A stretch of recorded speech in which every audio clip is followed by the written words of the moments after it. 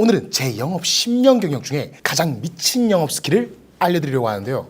자, 고객이 좀 생각해 볼게요 라고 말하려는 찰나, 고객의 마음에 반전을 만들어 계약서에 사인하게 만드는 바로 그 한마디, 이유와 명분을 결합해 이 계약률을 10배 높이는 대화의 기술을 알려드리겠습니다. 좋은 제품이면 알아서 잘 팔리겠쥬 라면서 네가 파는 제품이 좋으면 고객이 그냥 사주겠지 라고 이 빈정거리는 얘기를 들으면 기분이 팍 상했던 날도 있었죠. 그런데 이 말은 절반만 맞는 이야기입니다. 좋은 제품이라는 그 이유만으로는 고객의 마음을 움직일 수 없다는 거죠. 사람은 이 머리로 생각하는 거지만 결국 가슴으로 구매를 결정하니까요. 그래서 세일즈에서 진짜 중요한 건 왜 이 제품을 사야 하는가, 거기에 대한 구체적인 이유와 왜 지금 사야만 하는가에 대한 정서적 명분이 함께 전달돼야 한다는 겁니다. 저번 주 시골에 계신 부모님께 이 안마의자를 선물해 드리려고 매장을 한참 돌고 있었는데요. 기능은 다 거기서 거기였고 가격 차이도 크지 않더라고요. 그런데 한 매장 직원이 이 제품을 설명해주며 이렇게 말하는 겁니다. 고객님, 이건 그냥 안마의자가 아니라 지금까지 고생하신 부모님에 대한 사랑과 보답입니다.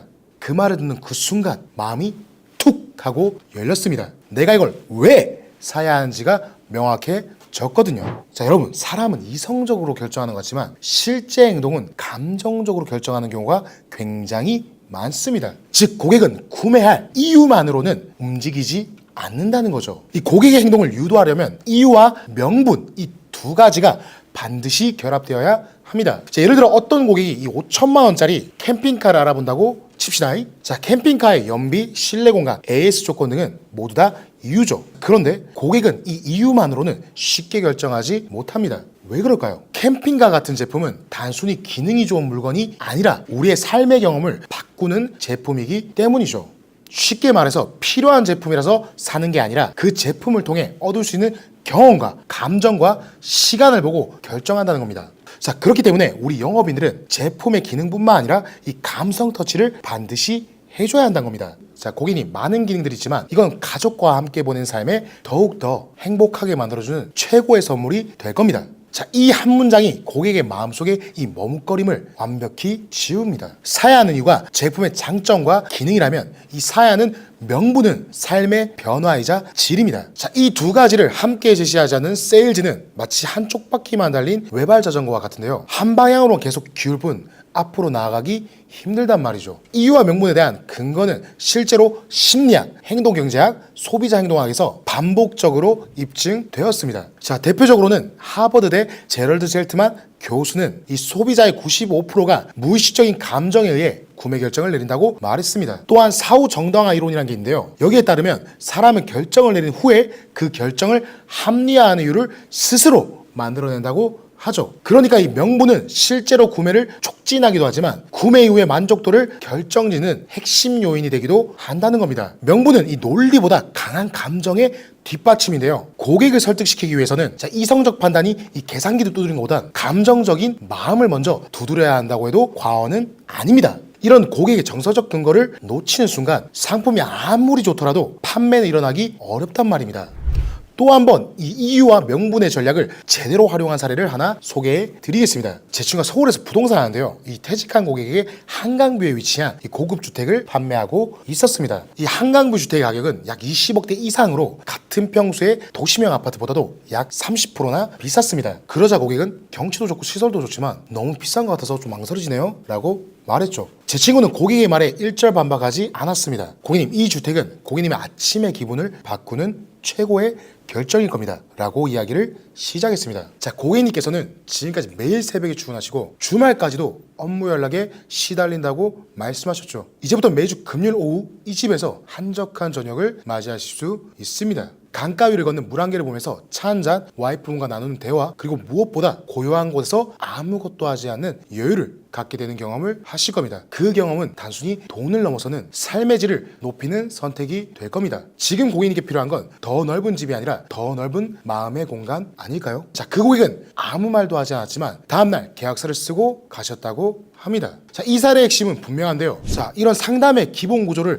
이해하지 못하면서 우리는 매번 상담 잘하는 것 같은데 왜 안 사지? 왜 계약을 안 할까? 라는 질문을 반복하게 되는 거죠. 그럴 때는 스스로에게 이렇게 질문해야 합니다. 나는 고객에게 이 사야 할 이유는 좋지만 사야 할 명분까지는 제공했는가? 자, 스스로에게 묻는 이 질문 하나만으로도 상담 현장에서 말과 설득의 구조가 완전히 달라질 수 있단 말이죠. 자, 영업의 기술은 고도화되고 있지만 사람의 마음은 여전히 감정에 의해 움직입니다. 그래서 우리는 단순한 설명이 아니라 고객의 마음 깊숙한 곳에 닿을 수 있는 이 이유와 명분을 함께 전달해야 한다는 겁니다. 물론 모든 고객이 F일 수는 없습니다. 그렇기 때문에 모든 고객이 감정적 접근에 쉽게 반응하는 건 아니란 말이죠. 특히 전문가나 공공기관 종사자처럼 논리와 객관성을 중시하는 고객들은 감성적 표현을 오히려 꺼리는 경향이 있습니다. 이런 고객들은 고객님 행복해지실 거예요 라는 이 감성적인 말보다는 고객님 지금 쓰시는 상품보다 에너지 효율이 17% 개선되어 전기세를 연간 30% 절감할 수 있습니다. 이렇게 수치화에 더 안심한다는 겁니다. 그렇다면 이런 고객에게는 감정적 명분이 통하지 않을까요? 절대 그렇지 않습니다. 자, 이런 T 성향의 고객일수록 명분을 논리적 포장으로 제공해주면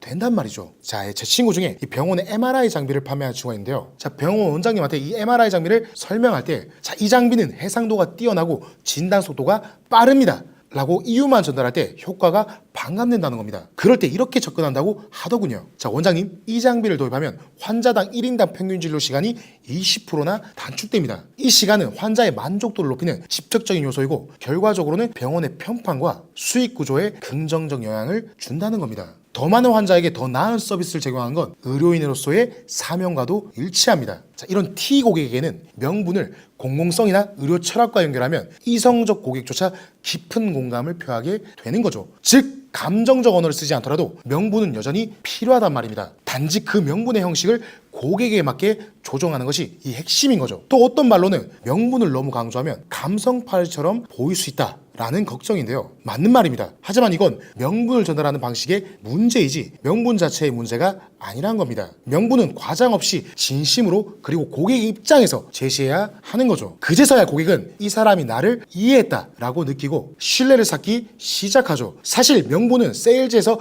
가장 인간적인 요소이기도 합니다. 고객이 선택하는 건 단순한 이 제품이나 서비스가 아니란 겁니다. 달라지는 내 삶의 모습을 함께 구매를 한다는 거죠. 결국 우리 영업인들의 임무는 고객이 그 미래를 구체적으로 그려볼 수 있도록 도와주는 겁니다. 그렇다면 이유와 명분을 함께 잘 전달하려면 어떻게 해야 할까요? 첫 번째는 이 제품 설명과 이 기능 설명을 의미부여 구조로 만드는 것입니다. 예를 들어 이제 안마 의자를 판매한다고 할 때 이 의자는 4D 롤링 기술을 탑재했고 자동 체형 스캔이 들어가 있습니다 라고 말하는 데서 그치면 안 되겠죠? 기능을 설명한 후에는 반드시 명분을 덧붙여야 합니다. 하루 20분 이 의자에 앉는 시간이 고객님의 수면의 질과 일상 에너지에 어떤 변화를 줄지 상상해 보십시오.